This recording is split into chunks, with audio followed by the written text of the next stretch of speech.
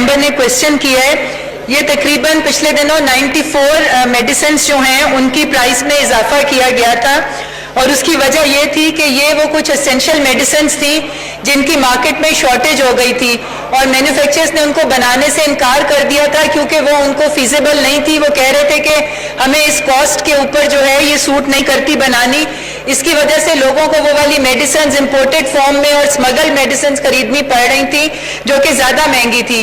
तो इसके ऊपर सुप्रीम कोर्ट का भी एक ऑर्डर आया था कि इन प्राइसेस की दवाइयों की प्राइसेस को रिव्यू किया जाए। तो सर ये एक हार्डशिप कैटेगरी होती है हमारे पास ड्रग के एक्ट में कि जिसमें वो दवाइयाँ जो कि फार्मास्यूटिकल कंपनीज बनाने से इनकार कर देती हैं क्योंकि वो उनको फीजिबल नहीं होती, उसको रिव्यू किया जाता है। तो उस रिव्यू के अंदर ये 94 मेडिसिन्स को रिव्यू किया गया था और इनकी प्राइसेस को जो है एक ड्रग प्राइसिंग पॉलिसी जो है ड्रग प्राइसिंग कमेटी इसके ऊपर बैठी थी और उन्होंने इसकी जो रॉ मटेरियल है, इसका पैकिंग मटेरियल है, उन सारी चीज़ों की प्राइसेस को देखते हुए उन्होंने और पाकिस्तान रुपये की जो डील हुई थी उसको मद्देनजर रख के इसमें इजाफा किया था। परसेंटेज का सर इन्होंने पूछा है तो मैं इनको ये कहूँगी कि कॉन्सेप्ट एक शायद ऑपोजिशन ने ये बना लिया कि जी बहुत दवाइयाँ बढ़ गई। मैं आपको 2-3 मिसालें दूंगी सिर्फ जिससे पता चलेगा कि कितनी बढ़ी हैं।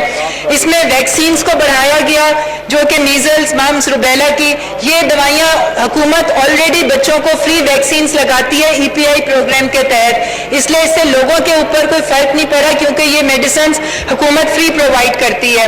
सर इसमें एंजाइना की एक दवाई थी ग्लाइसोल ट्राइनाइट्रेट, उसकी पहले एक गोली की कीमत थी ₹1.10।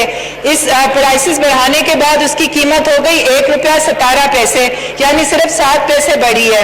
सर एरिनेक एक दवाई है जो कि एलर्जीज और फ्लू के लिए इस्तेमाल होती है, उसकी पहले कीमत एक गोली की थी ₹3.25, प्राइसेस बढ़ाने के बाद उसकी कीमत हो गई ₹3.82।